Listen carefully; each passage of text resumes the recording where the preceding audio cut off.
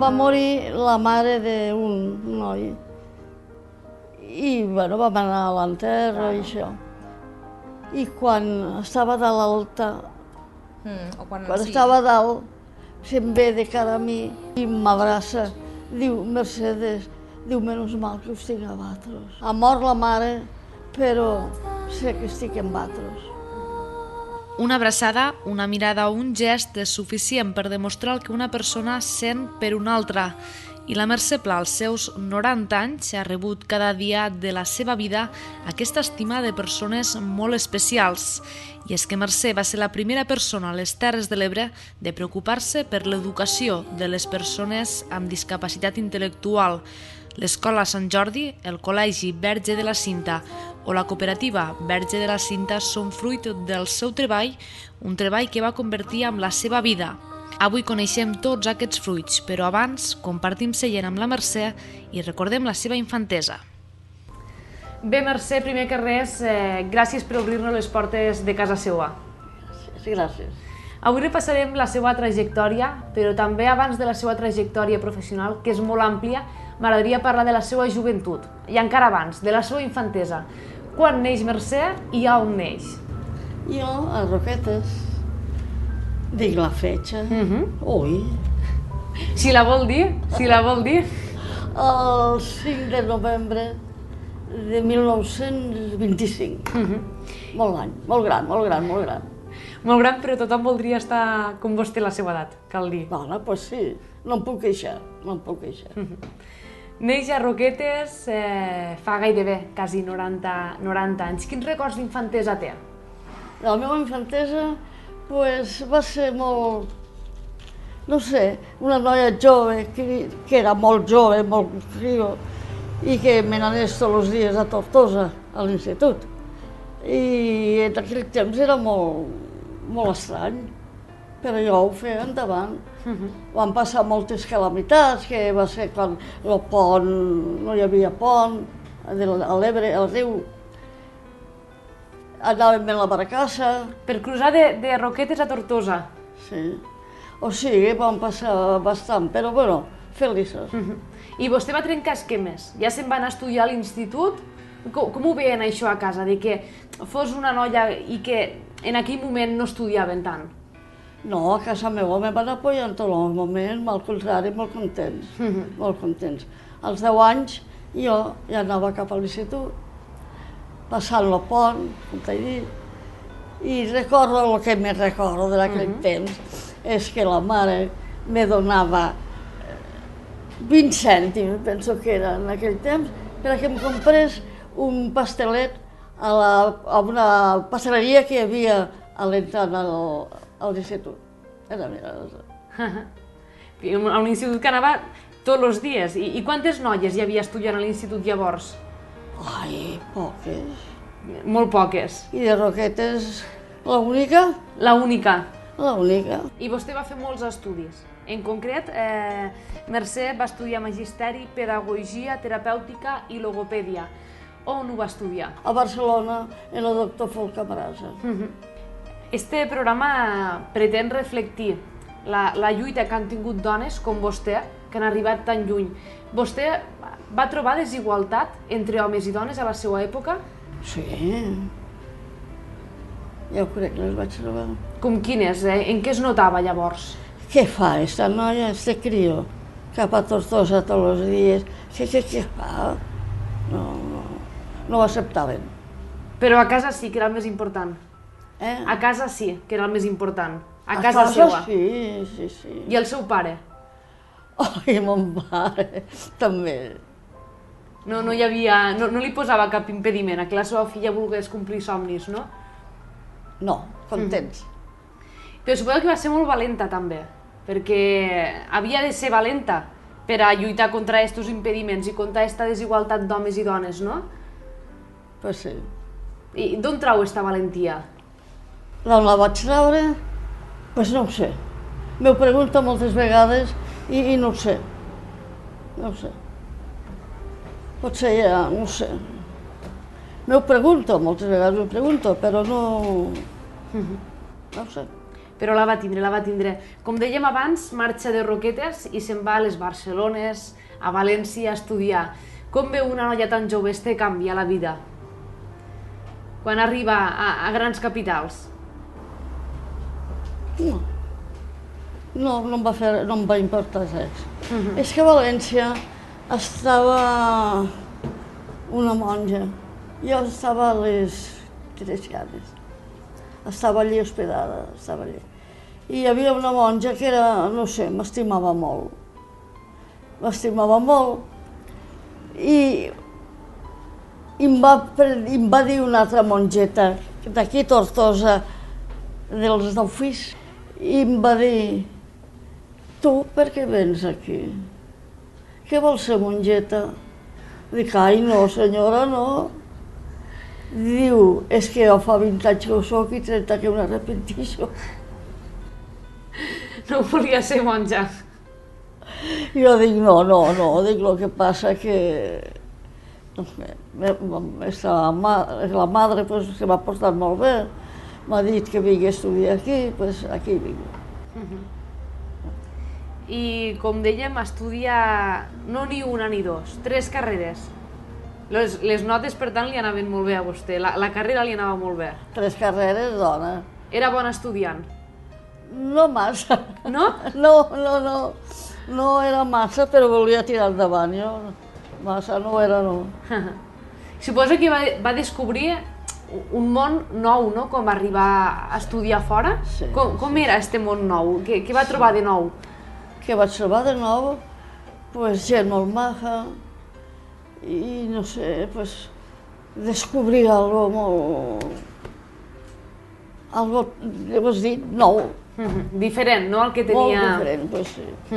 I suposo que la mare i el pare, que marxés tan lluny, també devien patir, no? Claro. Després també comença a treballar amb persones discapacitades, no?, en discapacitat. Sí. Quan comença a treballar amb persones en discapacitat? Cap a l'any 70. I on era? Va començar a treballar aquí, veritat? Sí. A Roquetes, a casa seva. O sigui, vostè se'n torna de Barcelona i se'n va a casa seva. I allí què fa? Allí monto, bueno, la casa nostra era molt gran i teníem la part de detrás, era només l'esquema de la casa. I allí pues, vaig muntar un xiringuito que jo dic, una sèrie de xiquets que venien, bueno, nois, i feia classe. Decideix tornar de Barcelona a les Terres de l'Ebre. Per què decideix tornar? No, és que havia de vindre aquí. Tenia els pares molt grans i havia de vindre a cuidar d'ells. Havia de vindre. I a la vegada compaginar la seva feina. Sí. I parlem de l'Escola de Sant Jordi. Vostè crea el primer centre per a discapacitats intel·lectuals. Sí. Expliquem això. Perquè veia que hi havia una necessitat imperiosa i que ningú havia pensat en això. Ningú hi havia pensat. I comencem. Vostè ho comentava que hi havia una necessitat a les Terres de l'Ebre de que hi hagués un centre, no? Sí. Claro, és que no hi havia res. No hi havia res. I jo vaig dir: s'ha de fer, s'ha de muntar. No hi ha res aquí. Quan va començar, als seus inicis, pensava que després de tant de temps hagués crescut tot tant? Pues no ho pensava. No ho pensava mai. No m'ho pensava mai. Va ser una alegria. Quan estava impartint classes a casa seva, la Mercè no es podia esperar mai que acabaria creant un gran teixit organitzatiu per millorar la vida de les persones amb discapacitat, però ho va fer. Ella va obrir el primer centre per a discapacitats intel·lectuals al territori, l'Escola Sant Jordi. Poc després, convenç a les famílies de la necessitat d'unir-se i fer força. És quan funda la cooperativa Verge de la Cinta. Sota el paraigua d'aquesta entitat neix el primer col·legi Verge de la Cinta. Finalment, la cooperativa es converteix en la Fundació Mercè Pla. Amb tot aquest llegat, Yolanda Cardona, directora de la Fundació Tutelar de les Terres de l'Ebre, ens explica la importància del seu treball. A nivell personal i a nivell professional, dins dels antecedents històrics, des del meu punt de vista, i crec que des del punt de vista de molta gent, és una persona que ens ha entrat molt a dintre nostre, perquè per a nosaltres és algú molt especial, que va començar des del no-res i que gràcies a ella ha anat fent tot un imperi a nivell de sensibilitat, emocions i sobretot serveis per a aquestes persones que atenem, que són les persones amb discapacitat, en la part d'ella. I a nivell, això en la Fundació Mercè Pla i en la Fundació Tutelar, persones amb discapacitat i també gent gran. El que ens comentava la Mercè, abans d'ella ningú s'havia preocupat, dia, no? Inclús que els pares amagaven, no? Els més petits. No s'entenia la concepció de que s'havia d'educar a les persones amb discapacitat. No, bueno, això és la realitat és esta, no? Tothom som sabedors que aquestes persones fa uns anys tenien certes dificultats de tot el tema de la immersió dins de la societat. I ella va voler iniciar i fer un treball molt novedós i en una perspectiva, en una il·lusió i en una fortalesa molt poc comú dins d'aquí de les Terres de l'Ebre, buscant-se la vida i de fet dedicant-la totalment a aquest aspecte. I és el que ha acabat aconseguint, fruit de molt d'esforç. I ha rebut molt de carinyo la Mercè. Jo crec que sí, i la gent que no ho sàpiga entendre penso que s'haurien de mirar tota la trajectòria. Clar, la part de més jove, potser per això crec que és molt interessant el que esteu fent, perquè potser la gent més jove no coneix tot este bagatge anterior o este històric. I és molt important que se sàpiga que ara, si la gent ho té més fàcil per accedir possiblement a aquests llocs de treball, o que les persones mateixes que tenen la sort, o diguem ni sort ni desgràcia, la particularitat de tindre una persona en aquestes dificultats o en aquestes diferències, ni millors ni pitjors que ningú, tenen uns serveis on poden estar molt ben ateses, qüestió que abans no existia. Quan una persona estima una professió, la converteix en part de la seva vida i la Mercè ha estat sempre volcada amb la seva família, igual que ho ha fet amb el seu treball. Fina Castellà, neboda de la Mercè, i Belina Anguera, amiga, ens parlen de la Mercè lluitadora, alegre i il·lusionada per la vida. Bé, aprofitant que estem a casa de la Mercedes, li diu la Mercedes, veritat? No és Mercè, és Mercedes per a la família. Tenim la família i tenim una cuidadora que és més que una cuidadora, és una amiga. Com és la Mercè? La Mercè d'ara i la Mercè que en aquest cas la família ha conegut de més jove també. Ha sigut sempre una tia entranyable, molt carinyosa, que sempre ens ha ajudat a tots i a més ha sigut sempre molt animosa, molt valenta, sempre ens ha animat per a fer tots els projectes i l'hem admirat tots perquè ella sempre ha donat exemple d'això que ensenyava, de valor de fortalesa, de constància per fer realitat totes les coses que ella volia fer. I eren sobretot projectes de justícia, d'ajuda, de solidaritat. Ella quan veu una cosa que està mal feta, ella no s'aguanta i llavors ella no para fins a intentar millorar-la. Quin paper ha tingut la seva professió en la seva vida diària? Tot. La seva professió ha sigut la seva vida. En ella la seva professió ha sigut absolutament tot. Ella s'ha abocat completament a la seva professió i ella ha estimat a totes les persones amb les quals ha treballat i a les quals ha ensenyat com si fossin la seva família. Abans parlàvem amb Belín, li he preguntat com se manté tan guapa i m'has dit, veritat, on recau lo secret? La il·lusió.